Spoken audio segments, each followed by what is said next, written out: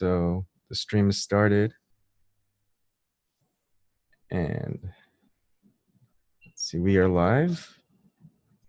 And I just need to make one little tweet so people know that we're on here to ask questions. Okay. And it is also restreaming on Steemit on DLive, which is a cryptocurrency platform. So that's also something interesting that we're starting out doing. Okay, so that is on. Starting that. And it just needs a few seconds.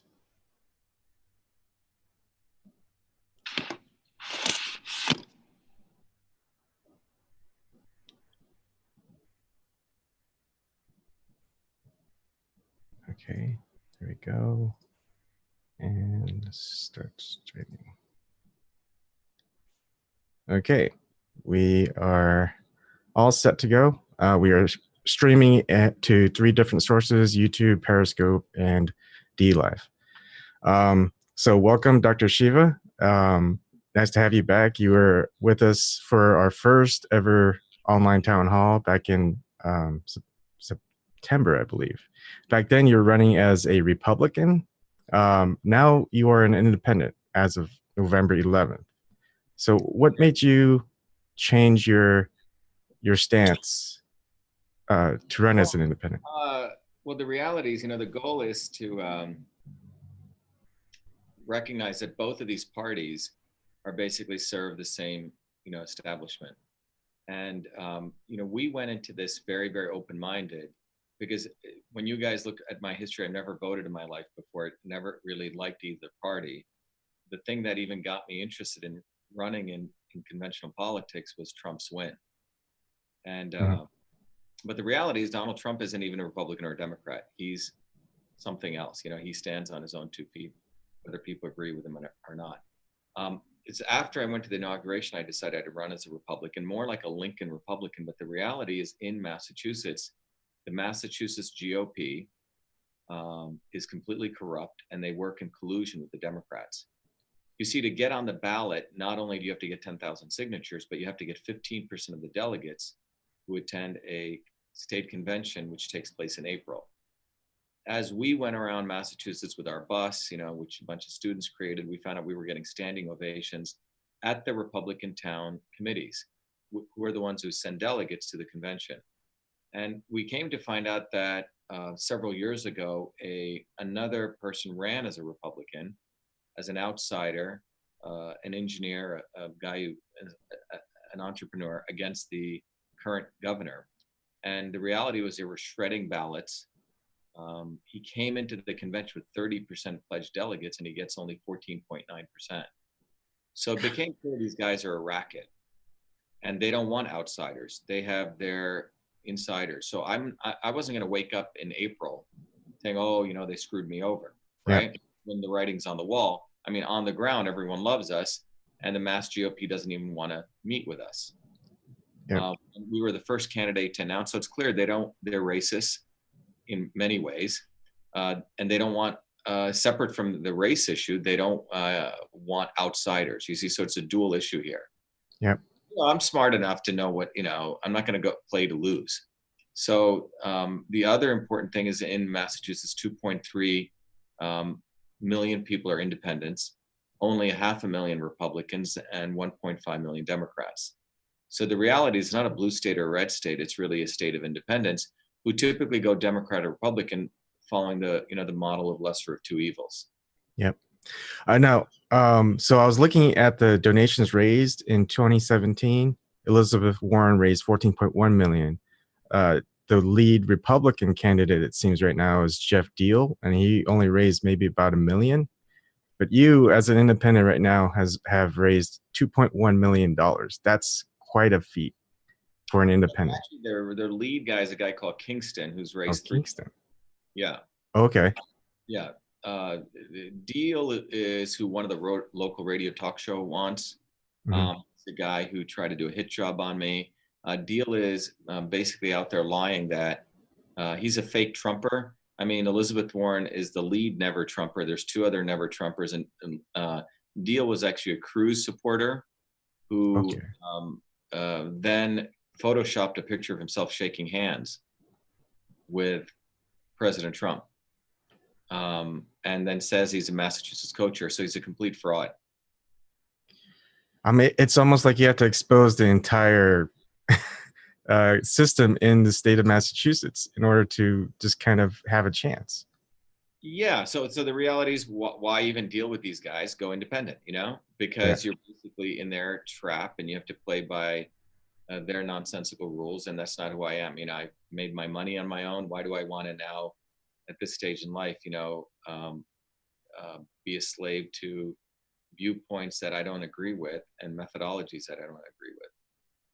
How do you break into things like debates? Like the 2012 debate, it was just the Republican candidate, and That's a good point. That's why we need to be agitating now, because I'm at double digits. The Republicans are at 30%, one's at 31, and I'm already at 29%.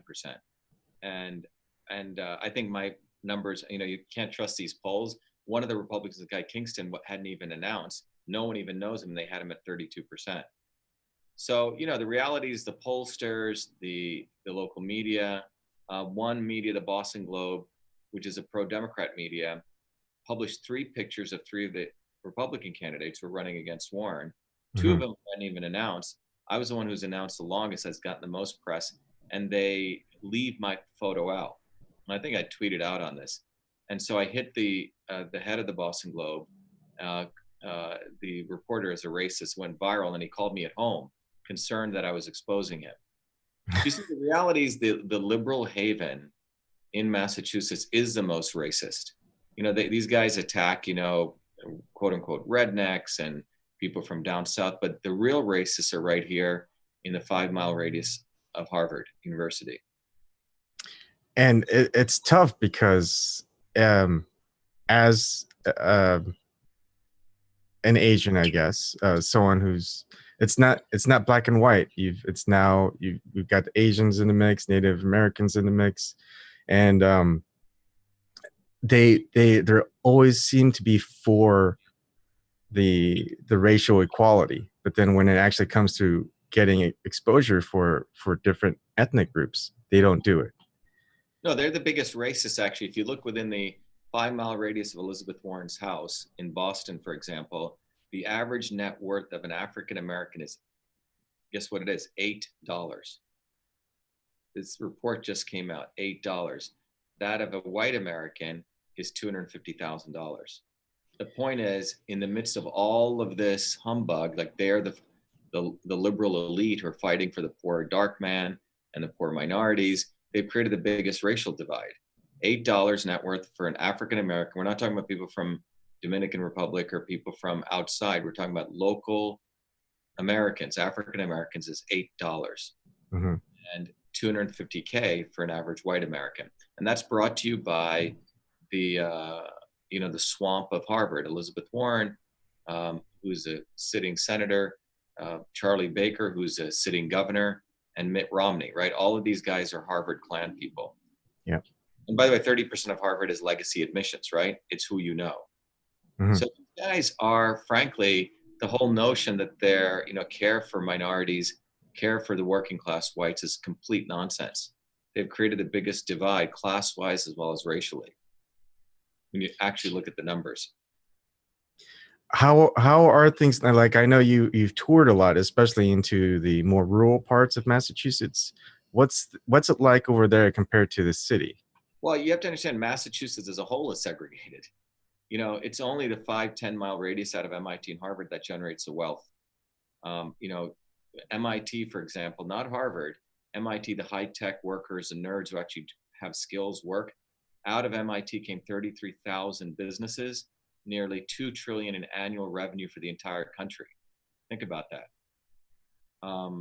Versus Harvard has created a lot of economists, people who've actually crashed economies. But anyway, wealth of Massachusetts comes from that epicenter. But if you go west or middle of Massachusetts, it's a wasteland of people who are basically we're eking by. The far west is organic farmers. trying to do their local farms. The middle part of it is very hardworking, working class people, who many of them who voted for Trump. But east of 495, which is where MIT, Harvard, et cetera are, is essentially the elite. Yeah. So it's basically two different economies here. And so you're a big proponent of free speech. That free speech rally pretty much got you on the map. And now, what was someone was asking? No one's coming in yet, but how it felt to have was it 40,000 people chanting that you guys were Nazis, or the people, the 20 people with you were Nazis. Well, I've been involved I've been a political activist all my life. As a side note, when I was in India, I was briefly there on a Fulbright. I was recruited by the Indian government to build the largest innovation center. Within about a year, I found out all the corruption. I exposed all of that. I mean, these are mafia type people who could have you killed. And I had to leave India up through Nepal and out. Then I've exposed Monsanto. Everyone said, "Oh, don't expose them; they're going to kill you." So you got to understand that I have a very different approach to all of this, because my view is that my parents came to America with nothing, and that it's an important service that you give back and be a fighter for millions who don't have any voices. So when I see those 40,000 people out there, most of them were bamboozled by Charlie Baker, the sitting governor, and Mayor Walsh. Both of them were up for re-election. Both of them who use minorities and Black folk to get their votes. So they had stirred up people after Charlottesville to make this a Nazi event, when the whole thing is completely ludicrous when you have a brown-skinned Indian guy up there attacking Hillary Clinton for calling Black people super predators, holding up a sign behind me which said Black Lives Do Matter. Yeah. So I wasn't afraid more. I was upset that we weren't able to reach those people, because had they heard the speech, they would have been completely confounded over themselves, and potentially we could have converted a set of them on how the establishment basically manipulated the media. Now, with the media, not just the local media, but the national media, I've seen you on Fox News once. That was it. Has there anyone in mainstream media reaching out to you to get you Well, I was some on Laura exposure? shows on Jesse Waters. I don't know if Stuart Barney. We get out there because they can't ignore us, because we make a lot of noise, and we're telling the truth. There was a bunch of articles after I exposed Harvard with this whole thing that Harvard sells professorships, and they take money from third world kids in India to set up their professorships, and Harvard's got a $40 billion endowment. So these guys do not know what to do with me, because you're looking at a guy who's got the 4 degrees from MIT, started companies, but yet I know their racket. So we get media play, but I think we're going head on head against the establishment, and we're not counting on them to give us anything. Yeah. Right? We have close to around 200,000 followers across all the different platforms. Any competitor that I have on the Republican side maybe has 5,000, 10,000 on a good day. Mm-hmm. Elizabeth Warren's got, I think, 3 million Twitter followers. Over half, nearly 56%, are fake. If you notice, I published one of the Twitter audits. So I have really real followers. I haven't paid for any of my followers. That's what these other people do. And that makes it a very, very interesting problem for them, because the people who follow me are fanatics in terms of principles and why they support me. And so I was looking at your website. That's where I get a lot of the info of putting up a lot of news. And when I click on the issues page, the first one that's listed at the top is climate change, clean air, water, and land. And then the second one is clean food and food safety. Now, why are those at the top of your issues list? Well, so, remember, we believe we should declare our independence, right? Mm-hmm. By the way, you're going to see a whole another set of stuff coming out there shortly. But my view is the two parties basically create 4 or 5 issues: abortion, transgender, raising or lowering taxes. And then within that very, narrow realm, they run their campaigns, right? And that's how they define whether you're Republican or Democrat. But I think there are many trans-partisanship, trans-ideological issues that everyone's concerned about, that the mainstream media and these politicians do not want to talk about. So one of it is, you know, the biggest industry in the world is the food industry. $4.7 trillion is the food industry in America itself. The total industry for, the total size of the internet high-tech industry is 400 billion. You see, it's 10 times different. So obviously food is a very important thing. Food is one of those things that we actually have one of the things we can control, what we put into our mouth. And ultimately food is medicine, and food governs healthcare. Food governs the economy. Food governs government policy. So I start there because it's trans-ideological. It affects everyone. It doesn't matter whether you're left or right, liberal or conservative. I think very few mothers want their kids poisoned. Most people do want to live a long life. And when you take that issue and you put the face of it as a company called Monsanto, which has single-handedly destroyed the public food supply. They went from destroying our veterans' lives post-Agent Orange and lives of Vietnamese people, and then they repurposed their quote-unquote innovation for delivery of herbicides, which is what glyphosate is, which is Roundup. And I just look at my tweet. Glyphosate is known, ultra low levels cause fatty liver disease, which is diabetes. You go down the list of all the major metabolic syndrome diseases. So if we really want to address healthcare, well, you got to start with prevention. Yes, when you have a crisis, we want to make sure you get good care, but that comes into lowering the cost of hospitalization.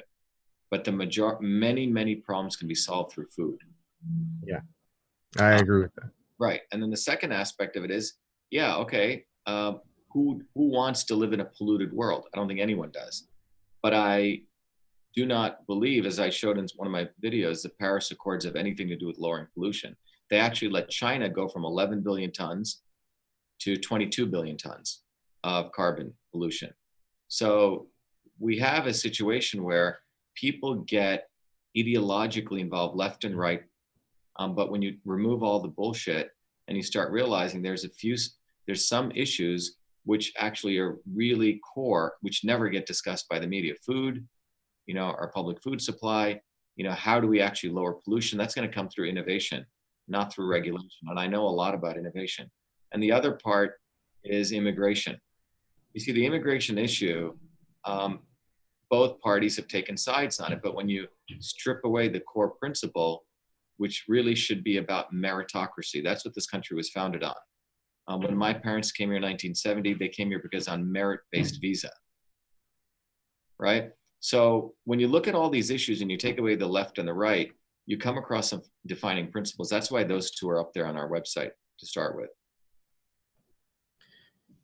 It's a way also to expose the hypocrisy of Elizabeth Warren, who voted for the Monsanto Protection Act. Yeah. And that's another thing that's difficult. And they make excuses for it because it was a Consolidated Appropriations Act of 2013. So they just had to fit it in there. Otherwise, the government shuts down. So a lot of excuses that Democrats make is we didn't want the government shut down. So this is just a tactic. They do this so they can pass stuff in there under this notion of urgency. I think Barbara Mikulski, who was the one who was working on that, she later said what she did was very wrong to even put that in there. Democrat. Yeah. So this is a scam that they have. They purposely do this, purposely give a sense of urgency, and then they shove in stuff. Then they can later say, "Oh, I had to do that for that reason." Right? Yeah. So someone came in. Hope. Can you test out your mic if you want to ask a question?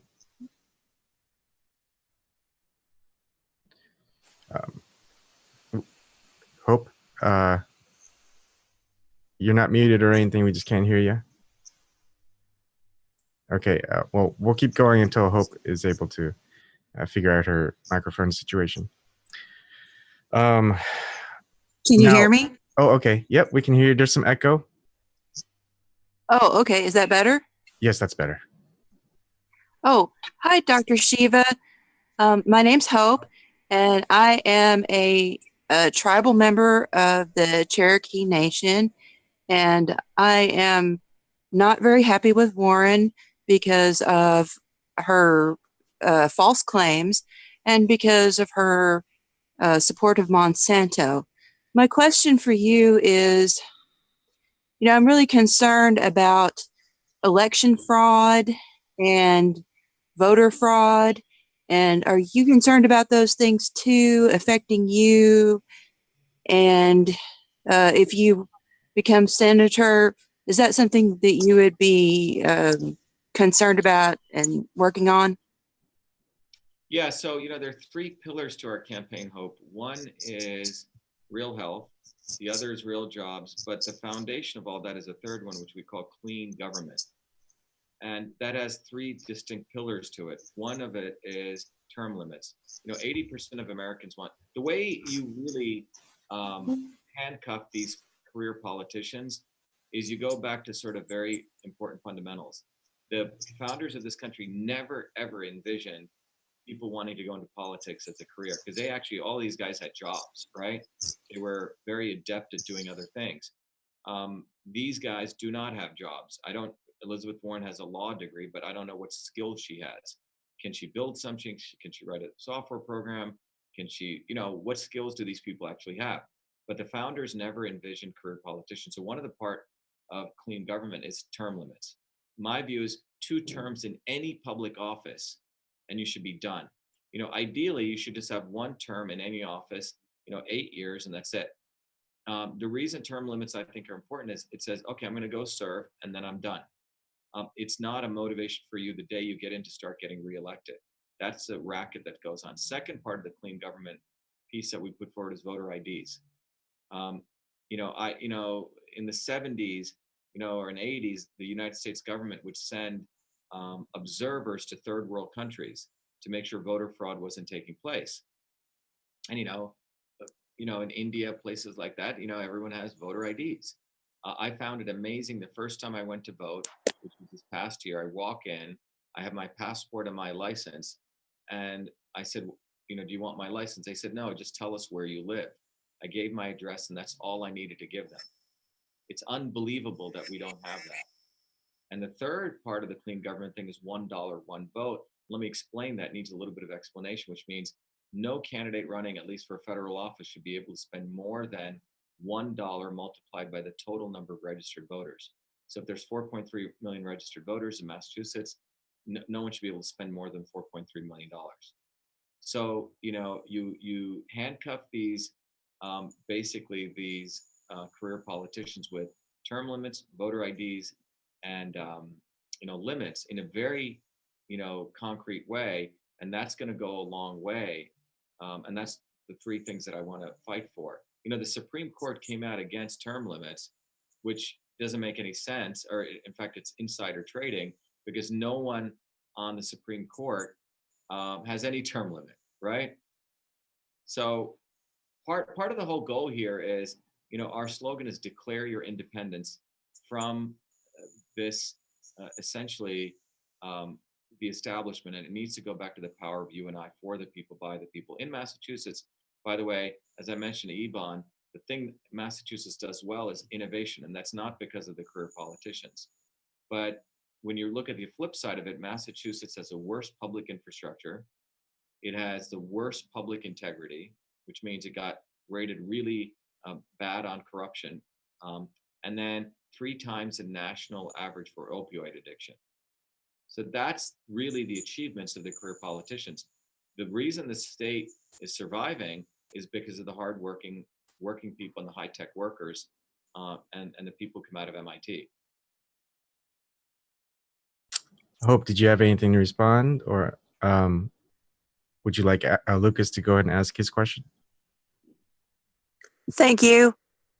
Thanks. So, by the way, I'm also very upset that Elizabeth Warren has not apologized to the Cherokee people. She clearly, took the job of another minority. She is a fake Indian, and she believes it's okay to cut in line.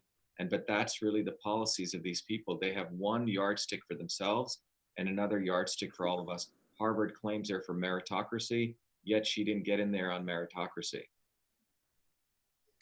Yeah, I agree. Yeah. Okay, go ahead, I Lucas. agree. All right, so my question was, you brought up term limits, and I was just wondering, because I've been thinking a lot about term limits lately, and the states that already have term limits aren't really doing any better as far as the representatives, actually representing them go. So my question was, instead of pushing for term limits, would it maybe be a better idea to push for non-consecutive terms? It's like, so if someone was in office, they could not worry about their reelection campaign until they were out of office again.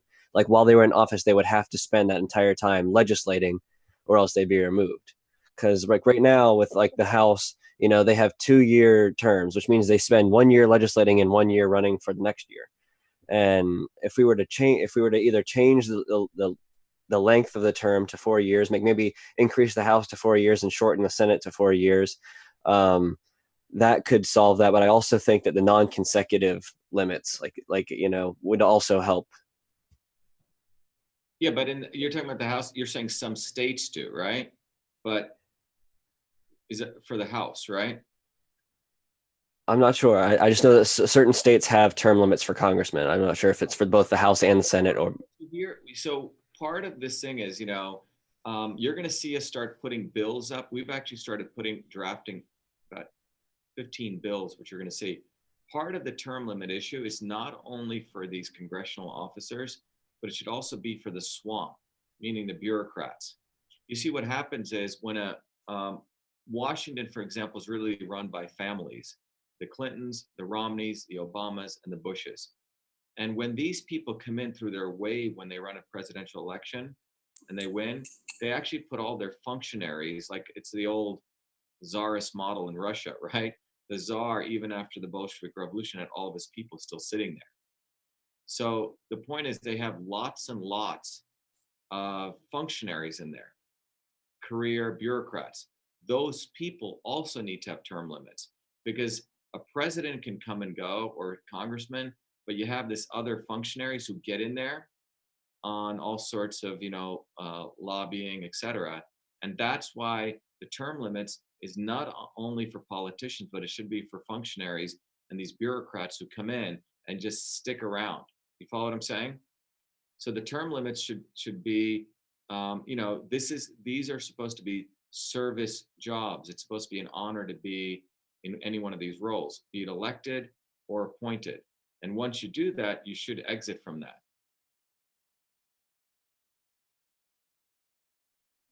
All right. Okay. Snort, did you have anything to ask? Sure. I wanted to ask you a question about unemployed scientists and engineers.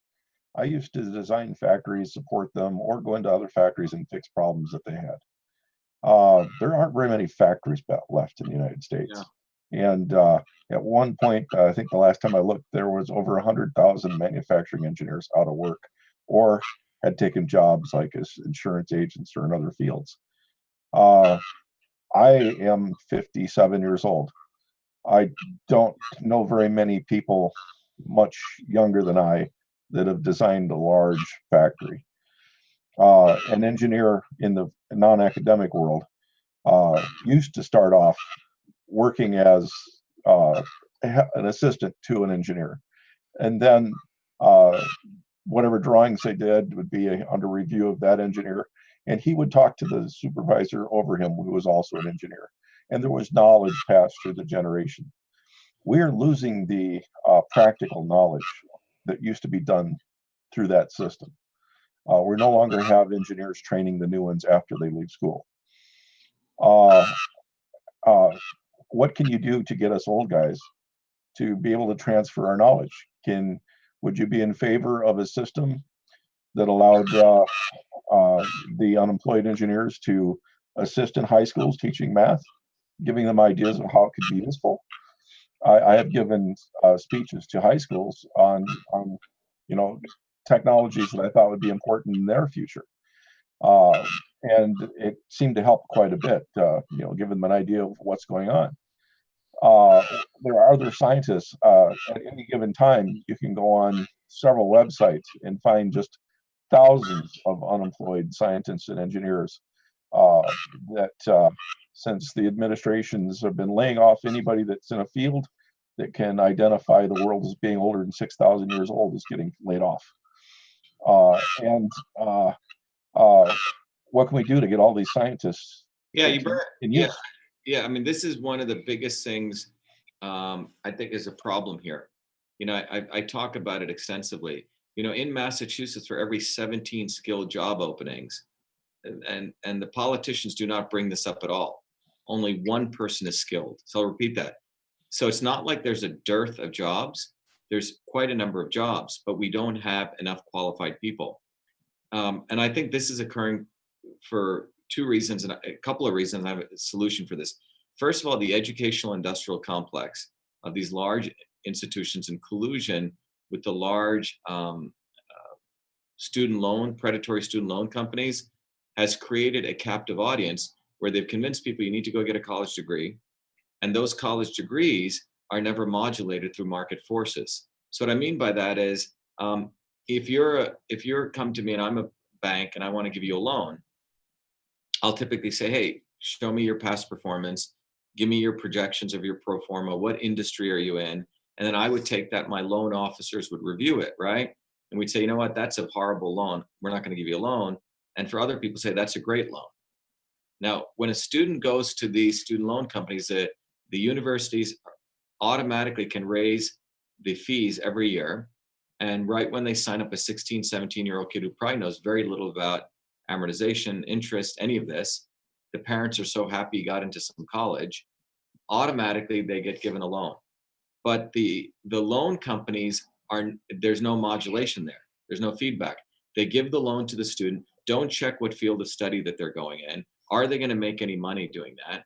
You know, if I keep saying they're studying the anthropology, not anthropology is a bad field, but if there's no prospect for that, these student loan companies are still giving the loan and the student can't go bankrupt, right?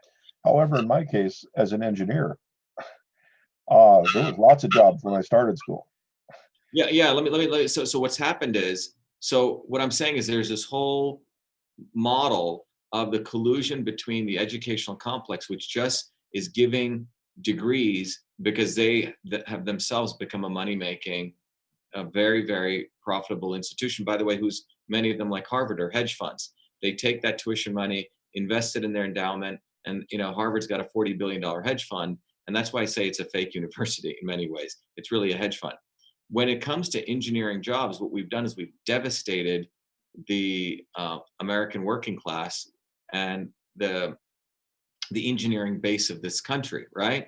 And so, like you said, there's not any. I mean, Maytag, all these big companies that we used to produce really good stuff, do not produce. And my dad's a chemical engineer. You know, he worked at Colgate and Men, and so you know, as a kid, I used to go to him designing huge pilot plant operations. That's a whole form that's going away in this country. And the reason it's going away is what I just said. We outsource a lot to China, right? We've devastated the local base here. And so with all the engineers that you have available, I think there's some interesting opportunities. And what we need to do is we need to unleash VOTEC schools. You know, racism and segregation exists because in most of these poor neighborhoods, people don't have job prospects, but VOTEC schools, you know, engineering education, and as you say, repurposing all these people in their 50s and 60s, including people like my dad who can still think very clearly. There's a lot of great online models of education right now. Imagine you at your home could essentially be training kids in, you know, I don't know, industrial engineering, right? Or some aspect of science through the computer. I think the one-on-one apprenticeship model we need to bring back. Trump has actually proposed that. That's where I learned everything. You know, long before I came to MIT, I learned software engineering. MIT really gave me a rubber stamp in some sense, their branding, but I had a skill, which I still have. If anything happens, I still know how to program a computer. But in America, what's happened is we've devastated a lot of those jobs by, you know, eliminating the inventory of young people who are doing that. And then they've taken guys like you and have not figured out a way to reuse you in VOTEC schools. You know, in Massachusetts, for example, there is not enough VOTEC schools. People want to get vocational. We don't have enough schools. So that's what we need to unleash. And my view is you tax the hell out of these large universities like Harvard tax them at the full rate because they're running as hedge funds. If Harvard were fully taxed, they made $7 billion last year in their capital raise. If we took 20% of that, that's $1.4 billion, and use that to build more Votech schools and to employ people like you. I'm saying it's a big problem we have. We're producing people who do not have, first of all, there's a lot of cultural issues here. I mean, I try to hire young people. They don't know what a project plan is. They don't have the discipline of showing up to work on time, right? They don't know how to follow through something with excellence. Those things you used to learn from a mentor or an apprenticeship model. As a kid growing up, I used to paint homes. I had a Yugoslavian painter who used to teach me. He said, you put your name on stuff. You have to do it with excellence. I was taught by amazing people as a 14, 15-year-old kid, in that medical school when I invented the first email system. They were physicists, they were scientists. I was treated as an equal, but I was mentored, by watching them, how they worked. That entire mentoring apprenticeship process, we need to bring back. Otherwise, we're essentially creating people who really don't, they're so far away from what excellence means as high level of standards. And I think that's very dangerous for what kinds of goods are going to be coming out in the future. If that is good enough for you, Snook, okay.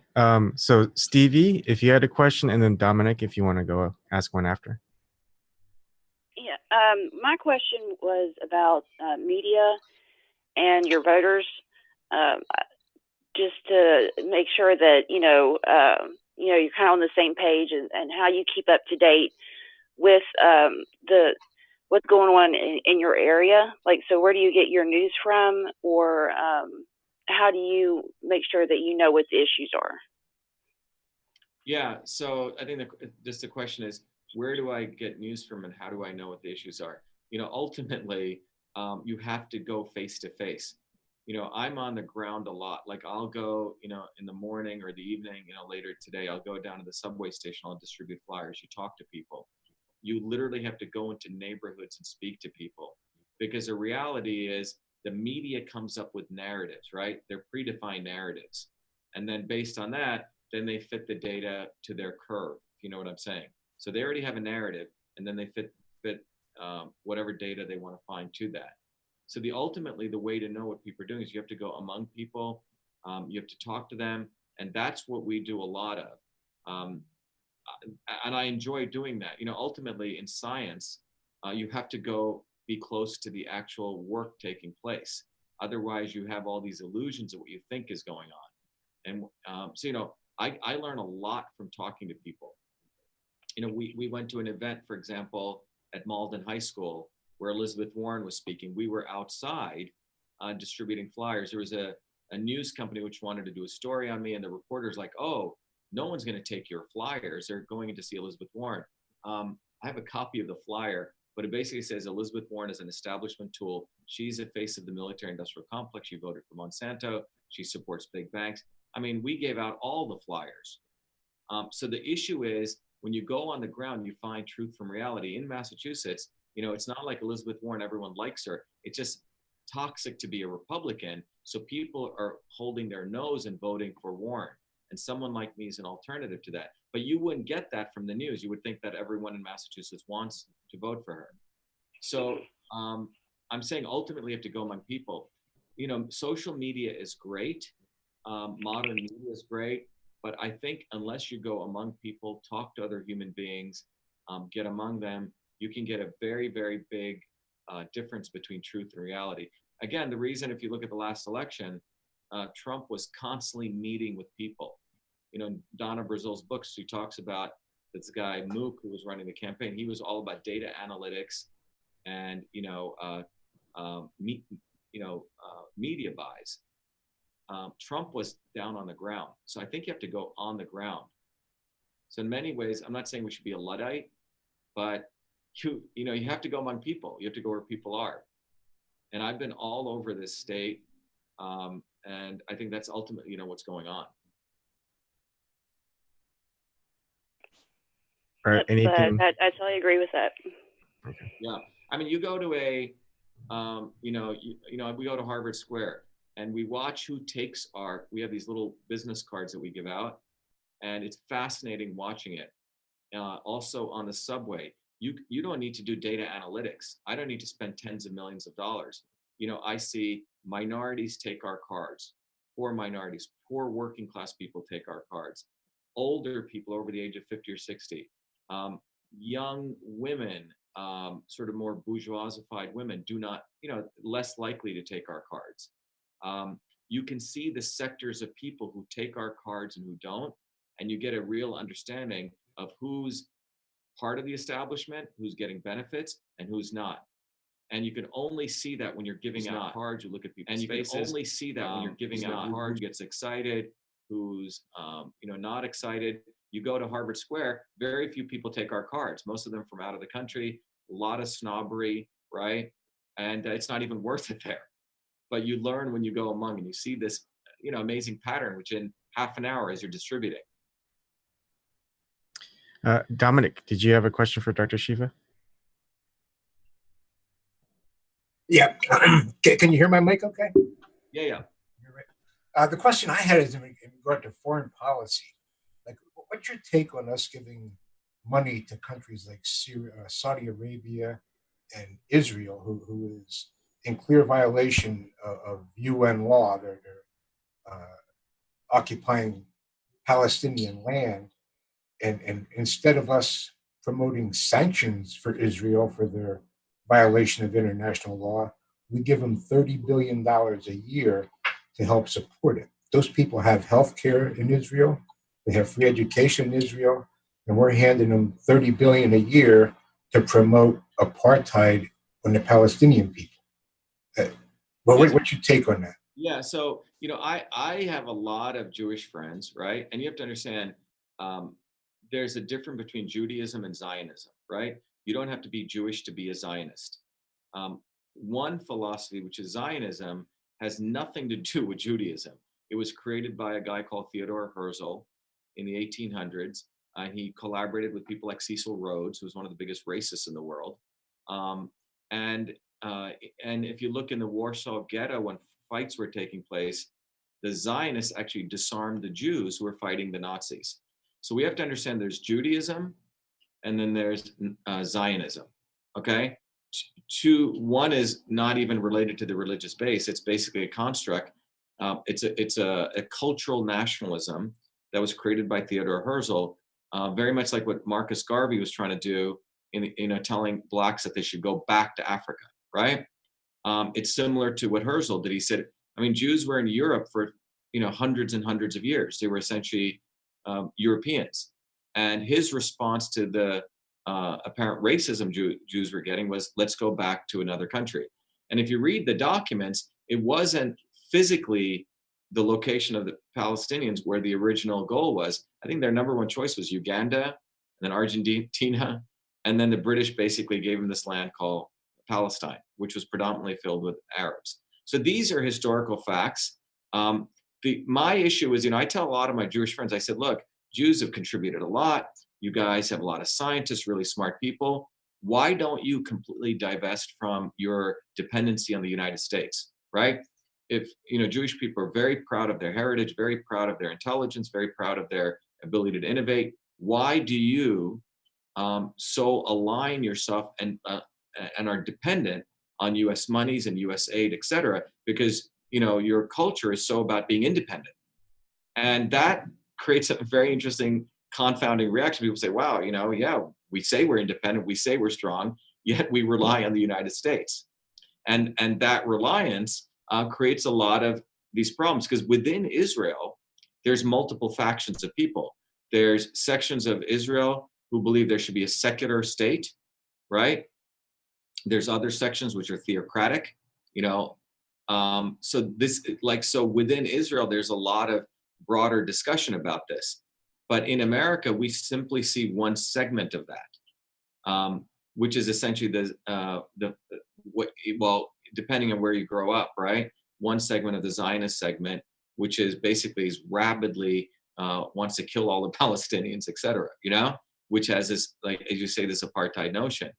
But I think, ultimately, Jewish people themselves need to make this distinction between Zionism and the very dark forms of that, and Judaism is a religion. And what happens, like when I grew up in New Jersey, I went to Livingston High School, which is a public high school my last 3 years, predominantly Jewish. You know, the parents would send their kids to Israel and they come back completely indoctrinated, wanting to kill every Arab. And I saw this transformation take place. At MIT, there was a student called, who was the editor of the student newspaper. He went there, Jewish kid, and he came back and he said, you know what, I realized the place is a police state. You know, and he flipped because he thought about it differently. But I'm saying among Jewish people, there's a whole spectrum of opinions on this. But I think fundamentally, Jewish people need to have this discussion about Zionism versus Judaism, which has not been, you know, has not fully occurred. And the media never discusses this fully. So until that's done, we're always going to have contention in the Middle East, and which is really unfortunate. The other unfortunate thing is you talk about Saudi Arabia. I mean, why are we even giving that country anything? You know, it's a racist nation. It's built on oppression. They support the most fundamentalist form of Islam, right? Wahhabi fundamentalism. And yet we align themselves who complete, you know, and that entire culture is based on the subjugation of women. So, you know, the Me Too movement should really start asking about Saudi Arabia in some sense, you know, because you have that movement, which is all anti-women in many ways. And yet we pour money into there and we fund that nation. Interesting enough, you know, countries like Syria are non-GMO, you know? They wanted to actually create their own currency in that region, which was essentially to have their own independence. So I don't know if I've answered your question, but I'm reasonably aware of this, but I think the issue with Israel and Palestine is really unfortunate. But Jewish, quote unquote, Jewish liberals need to recognize and admit that there's a big contradiction here. And my thing is, let the nation of Israel or Jewish people recognize that they should be independent, because otherwise they themselves are reliant on a Democrat or Republican president that comes and goes. So in many ways, they don't have the independence that they claim that they want to have. They're essentially dependent on US funds. Thank you. Before we go on, I just want to let you know it's 3 p.m., Dr. Shiva. If you need us to stop now, we can, or if you want to keep going, that's also okay. Yeah, I have another 15 minutes. Okay, Yeah. We'll keep going. Did anyone else have any follow-up questions for Dr. Shiva? I know Lucas did, but yeah, I think he's gone. So one thing that I want to ask you, Dr. Shiva, is in the state of Massachusetts, if you look at the ballot questions in 2016, 2 of them were about the legalization of marijuana, which was pretty popular, that passed, and the other was the preventing inhumane ways to keep animals for consumption. And I mean, I think those are some popular things that can be ran upon. So what are your thoughts about that? Well, yeah, so let's start with the second one. So, you know, one of the companies I just created, Cytosolve, is creating ways that we can eliminate the need for animal testing. You know, the animal testing issue, or the treatment of animals, right, was always seen as a left fringe issue, but it isn't. You know, when Trump was looking at rescinding the ban on the trophies, if you remember, with the African elephants, he got backlash and he backed off that. I mean, and even people like James Woods and people from the left and the right support that. So that's a trans ideological issue, because there's no reasons to abuse animals. There's more and more data showing that pharmaceutical companies, you can cause cancer in a rat, but it doesn't mean, and you can try to use a medicine to cure cancer in a rat, but it doesn't mean that same medicine is going to work in a human. So there's clear that what we do to animals is frankly inhumane, and a lot of this animal testing is unnecessary. That's why this company I created, Cytosolve, that's the foundation of it. When you look at cannabis, it's a similar issue. You know, I have my sister actually is one of the leading cannabis doctors in the world. So I learned a lot about this, but I differ with her on one area. So here's my view on cannabis. You know, I do a lot of research on this using our technology.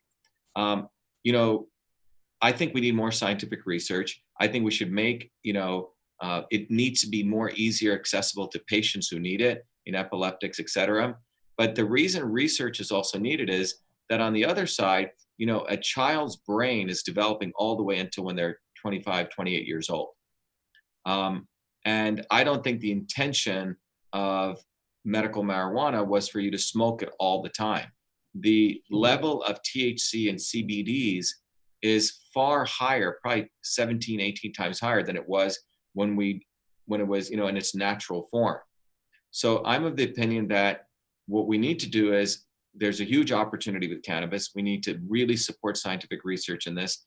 We need to educate parents and young people about this is not, something that you should take irresponsibly, because it does affect your synapses, your brains, your brain development, et cetera. And the other side of it is, when you go back to the local farmers, I think we should support local farmers to grow this. Otherwise, and put measures that we support small farmers versus big conglomerates. Because one could argue, as the amount of smoking sales have dropped, companies like Philip Morris, the big liquor companies who want to get into this, they will try to create massive conglomerates and centralize this. So that part of the local farmer piece needs to be included into this. And by the way, we're talking about hemp, right? The flower is, what we're talking about that's used for medicinal purposes, but hemp itself should also be supported as so many uses, clothing, fuel. I mean, you go down the list. And it's interesting how companies like DuPont really suppressed that, because when they started making synthetic fibers. So I think there's huge opportunities for hemp. We should really fund scientific research, make sure those things that work are made accessible to patients. But the flip side of it is, I think we need to be aware that it is a very, very powerful herb. Like all herbs, you can't take too much turmeric or ginger. You can get heating in your body. I mean, I've studied this as someone who studies traditional medicine. So that's my view on it. I think it's these things have a good side, but the biggest thing I'm concerned about is big conglomerates coming in and starting to own huge amounts of factory farms and starting to actually manipulate, like Monsanto did, this very powerful and herb and plant, which could have many, many beneficial uses. And we've kind of been seeing some of that occurring in Washington State, Colorado, and we'll see what will happen in Massachusetts. But that is limits on how much someone can own, or corporations. So we really support local farmers. So, you can spread the wealth. Otherwise, it's going to be a monopolization of it, as occurs in other industries. Okay. And many plants need diversity and biodiversity. Mm-hmm. That's how you create the strength of plants. You start having consolidation among, let's say, 3 or 4 players. Then you start having control of the soil plus the seeds, et cetera. And that becomes very, very dangerous as is occurring in other fields. And Monsanto, leads the way in this. And now Bayer, right? And there are a lot of companies, huge corporations, that don't pay taxes. How do you feel about or think about that situation? Well, one of the biggest corporations that don't pay taxes is corporations like Harvard University, their endowments. You see, the university endowments are a big racket. We need to really break that racket up. We need to bust up these big universities. We need to support, online education, community colleges, vo-tech. And Harvard, for example, was originally a community college. And then as these universities grew, their endowments their endowment business overtook their university business. So one is, we need to look at these large endowments that have been running as hedge funds without being taxed. Look, it's fair taxes, right? It's not, so in none of these tax discussions, they imposed a small tax, which I thought was good. Elizabeth Warren never talks about Harvard as an evil corporation, right? Never. Yet she's funded by them. They're part of Wall Street. So we need to relook at a whole bunch of entities that get away without being taxed. And we need to understand why. And they hide under certain covers. And that needs to be, the Harvard's hedge fund managers made $58 million. I think 8 guys made $58 million 2 years ago. Yeah. Right? Yeah, Elizabeth Warren's campaign 2012, Harvard, I think, donated them over $300,000 at least. Someone in our live chat is asking a question. Did see Lil G. She's asking how you spend the money that you've raised so far in your campaign. Yeah, we're very frugal. I'm a cheapskate. You know, as an entrepreneur, you watch every penny. So if you notice, we had, I think, 70K in cash on hand. Now we have 100K. So we have a lot of volunteers who are giving a lot of their time.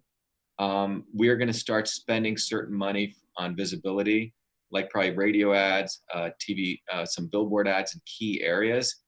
But, you know, ultimately, when I looked at the profit and loss statements of most of these campaigns, most of their money goes to TV advertising and most of it goes to political consultants, none of which we have here. We have close to now, 4,000, 5,000 people wanted to be our volunteers across the country. In Massachusetts, we have close to probably about 500 volunteers. And those people are out here helping us, and we don't have to pay them because they're really behind our campaign philosophically. So the issue is you start really realizing, like, where do you need the money? If you look at our investments, we put a lot of it into technology investments, which means really leverage online medium to support offline behavior and integrate them. And so once you do that, and by the way, the technology we're using, I built a lot of it. Other guys are probably going to spend 10 or $20 million just on that. So many of the technology, which I have the rights to, which I've donated to our campaign, was stuff that was used by the largest Fortune 1000 companies in the world for consumer marketing, digital consumer marketing. So we have that whole asset. So we are really wanting to preserve our cash. We'd like to win this campaign in under $5 million. Maybe we have to raise more than that. But the real issue is unleashing your ground game of people who want to go to other people. That's really where you win campaigns. Look at how much, Hillary raised what, $1 billion? Trump did it on a third. So it's not the money, it's the message and how you get people, excited about what you're doing. I agree. What can we look forward? Oops, someone's got some feedback. Lucas, did you have one more question? Yes, I just wanted to ask, there's a very large number of young people, like they say millennials, but it's even people who are younger than millennials who want to get into agriculture right now because it's desperately needed. We need small, local, regenerative agriculture. It's something that's more meaningful to do with your life, to work with the land, to see physical results, to work with your hands. It's something you can pass down to your children, love of nature. It's just something that we're in dire need of this country right now. And the average age of the farmer in the United States is over 60 years old. The suicide rate for farmers is twice that of veterans in the United States. It's very, very high. The amount of farmers who want to retire and can't is very high. The amount of farmers who are retiring every year dwarfs the amount that are entering. Like the amount of entering is very, very, very small compared to the amount leaving. And so would you have any plans to, on the national level, kind of bring back like a newer version of like the Homestead Act, where you would give land that's currently not being used or land that could be used for farming to young people in order to farm and grow sustainable food for the U.S. population? Yeah, it's a great question. Yeah, so just about a month ago, we went to the New England Organic Farmers Association, NOFA, and it was and these are people who are in the western part of the state who are fanatics about farming. Number one, as I mentioned earlier, food is a $4.7 trillion industry. We don't have enough farmers. If people want to make money, farming, as you said, not only is a great, economic opportunity, but it also supports, like you said, the mind, body, and the soul. So things like the Homestead Act, but I think we need to, one of the things that we want to support is local trade, no tax. The big thing with farming right now, it's factory farming. There's a great video, if you want to go listen on YouTube, by Kimball Musk, who talks about this, that most of the farms in the United States are owned by, I believe, a large portion are owned by like 6 very old families. And those people are going to actually pass away. So there's just going to be this huge opportunity for deconsolidation of a lot of the farms in this country. And I think it's going to open up an opportunity for young people. I think farming and food is going to be 100 times bigger than what we thought the internet. business was going to be.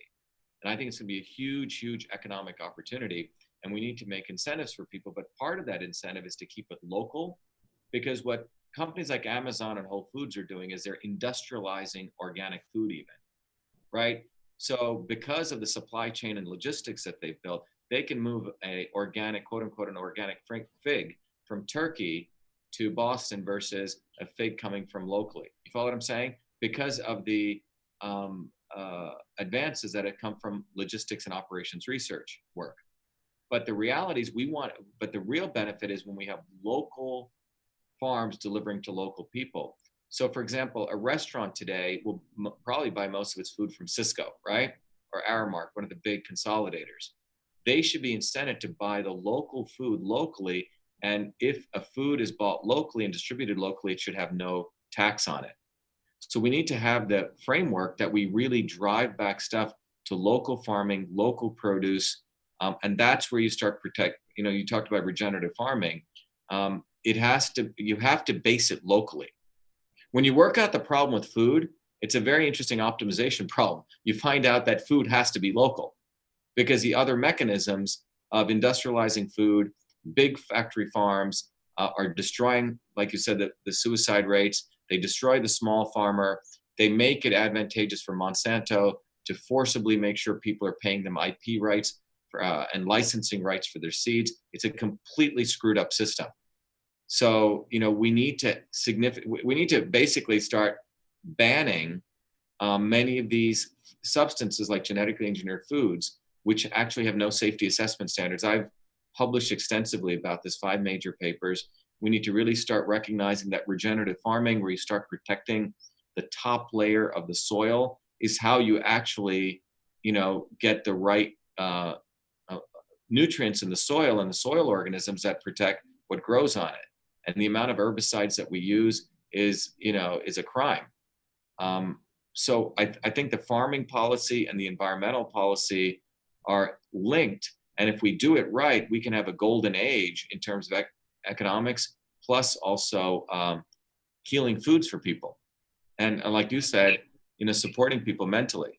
I think there's a great study. I think they took a set of people, I forget the number, who were manic depressives, and they took them to farm. And literally over a period of 90 days to 4 months, all their symptoms disappeared. I grew up in a farming family. My earliest memories, my grandparents were farmers in India. My great-grandfather, 93 years old, I remember him working out in the fields. When he died, he went into the lotus pose and he said, "I'm leaving," and he left that way. And I think it has to do with the fact when you work, when the mode of production that you're doing is connected to what you're actually doing, be it an artist who creates something, I think we talked about manufacturing, or be it a farmer. Well, I like what you had to say there for the most part, but I guess my question was trying to say was like, what would you do to help the young people with their crisis of access to land? Because right now, a very, very large majority of young people are burdened with student loan debt. And even those who aren't burdened with student loan debt cannot afford to buy land without taking out loans to buy the land.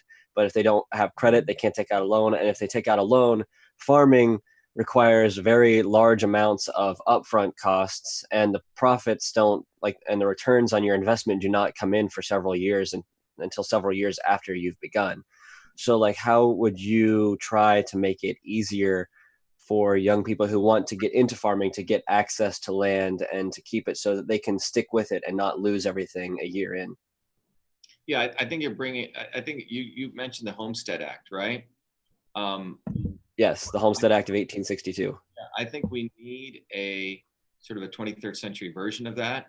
But I think if you look at the whole supply chain, we need to make sure it's easier. Like we talked about vo-tech schools, we need to make sure for farming itself, we start creating incentives end to end, so a student can go into farming. My view is like farming and vo-tech, we should eliminate all tuition on those things. So you can go into those fields in a very easy way. So you're not coming out of this burden with student loans, also be it vo-tech school or be it in farming. And then we should have a model like the Homestead Act but there has to be other variations of that you allow, the loans if you need to purchase land, which would obviously be dependent on the nature of the land. I mean, there has to be some due diligence on it, so people just don't give bogus loans to everyone that was done with student loans. But this is something that I've wanted to explore. I've gone, at a high level, I know that we need to drive farming local. I do know we need to do more of the VOTEX tools to train people and make it essentially low cost or no cost to go do that.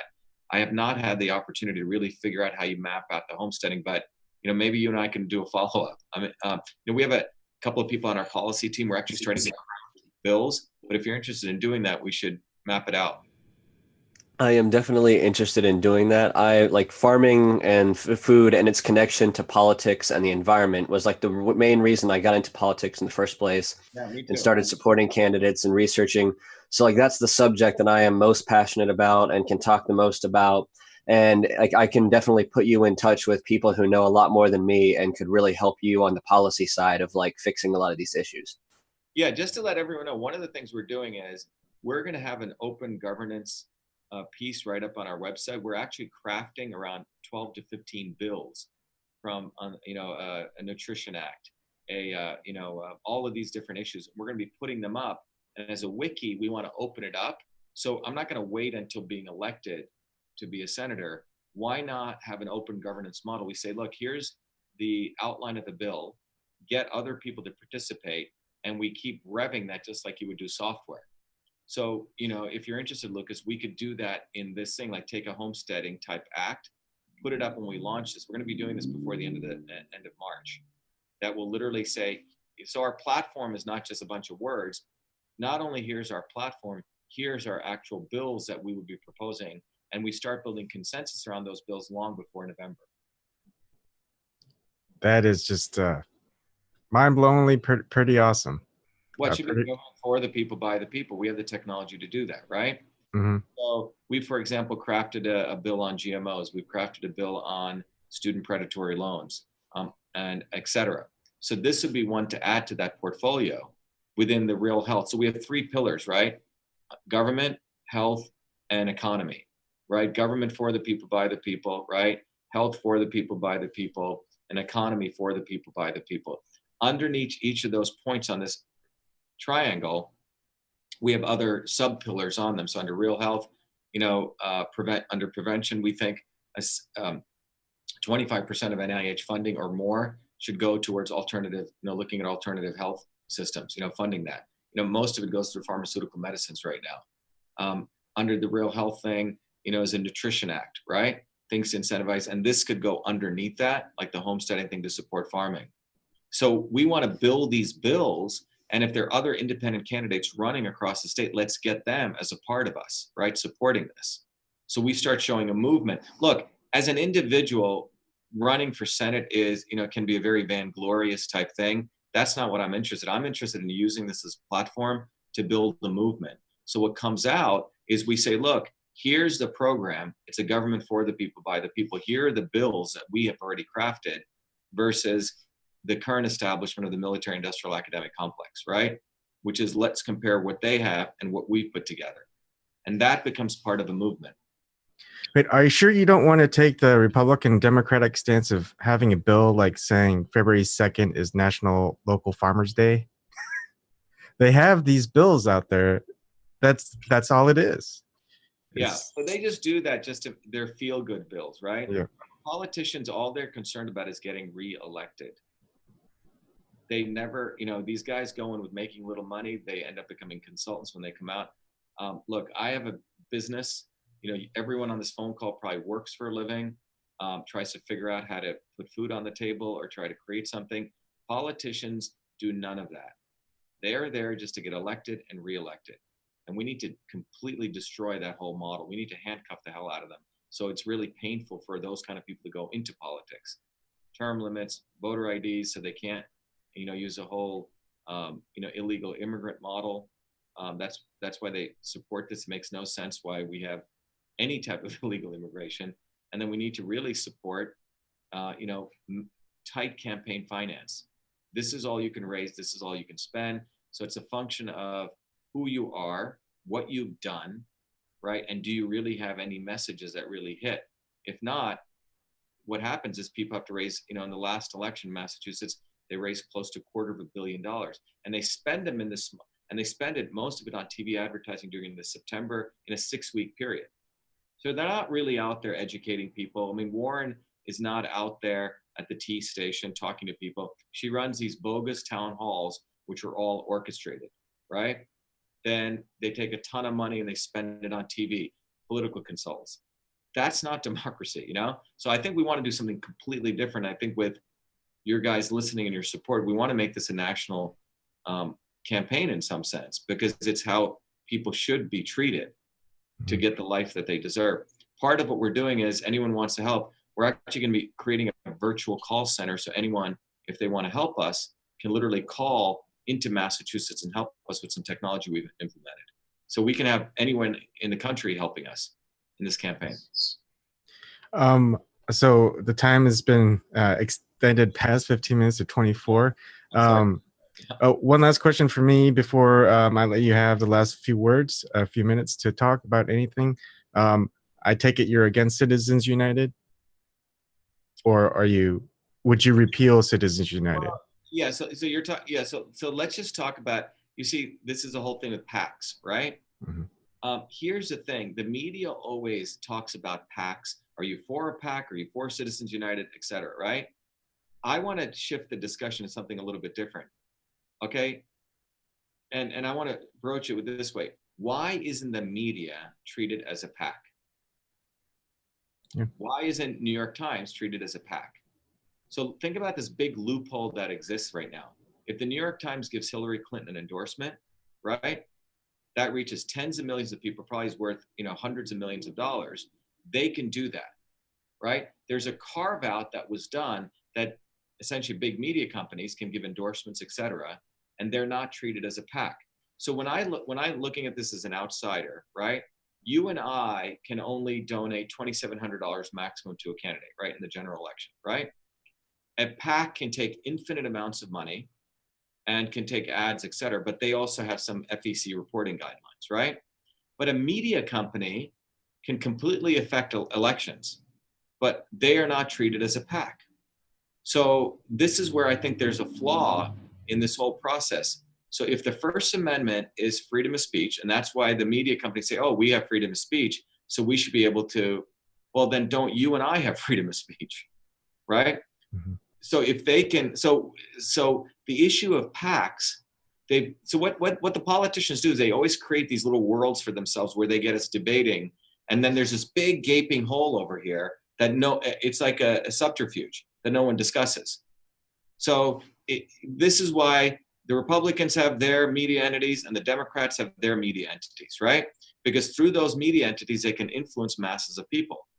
And I'm saying, fine, if you want to do that, great. But then you know what? I, as an individual, should also have the right to donate infinitely to any candidate. If you're going to allow a media company, because don't I, as a human being, as treated as a person, so as a corporation, shouldn't we both be on the same level playing field? Or put caps on those media companies, that they shouldn't be allowed to give endorsements. They shouldn't be allowed to do this. They shouldn't be, frankly, allowed to discuss, political candidates or give them any leg up. But we have a big, big gaping hole with media companies here. You see, for example, I could start a media company over here called Shiva Media and tell people to own equity in those companies, and all they do is promote me, and that would be left out of the PAC thing. You see? And that's what in fact happens. There's a reason that big families, the Boston Globe, if you look at who hangs out at their parties, when they hang out at Martha's Vineyard and their nice dinner parties, it's no coincidence. It's probably people like Elizabeth Warren and her friends, et cetera, right? And probably same on the other side. But media companies are left out of ever being treated as a PAC. And I think this is a major problem. Yep. And most of the time, unlike not you, but other people who are running, they have to spend their money on media. And like the reason why Donald Trump got elected was all the help from just basically free promotion by media companies. But because he was media companies, he played a very interesting game. He pulled a fast one on them because media companies want to make money off advertising. So he recognized that, and he was 2 steps ahead of them. So he gave them news. He created news content, which they followed, which they sold ads on, and he just led them around like with a donkey with a carrot, right? Yeah. By the time they figured out what was going on, it was too late. But it was their own greed that he capitalized on, which is they wanted news and they want sensation, and he just leveraged that. And they did get high ratings because of him, and they made a lot of money off of him. But meanwhile, they lost the election also because of him, because he got all the visibility and he owned the media cycle. All right. Thank you for answering all of our questions and for being here. And if there's anything else that you would like to say before we end the stream. Yeah. So, we know how to win this election. We figured it out.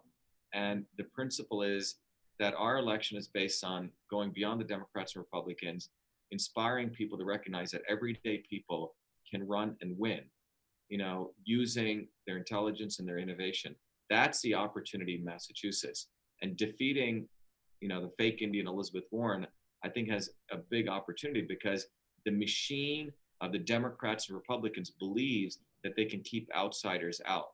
And isn't it only fair that a kid who came from India with nothing, went through the public school systems, earned his 4 degrees without lying on his application, isn't someone like me supposed to be and serving this government and then going back? Why does Elizabeth Warren even deserve this, right? So my view is that this election is a historic election because we have the opportunity to change the tide. Look, John Kennedy was in many ways, he did some really cool stuff, right? He came to the conclusion towards the end of his life that he wanted to get out of Vietnam. He actually he probably got pretty clear about the military-industrial complex, and probably one of the reasons he was shot. I'm not going to go into all the conspiracy theory around it. But what's ironic is the Democrats put up this young kid, Joe Kennedy, 37-year-old kid, who, probably a nice guy. I don't know him well enough, so I'm not going to critique him. But isn't it sort of awful that he gets to reach 70, 80, 100 million people because he's a Kennedy?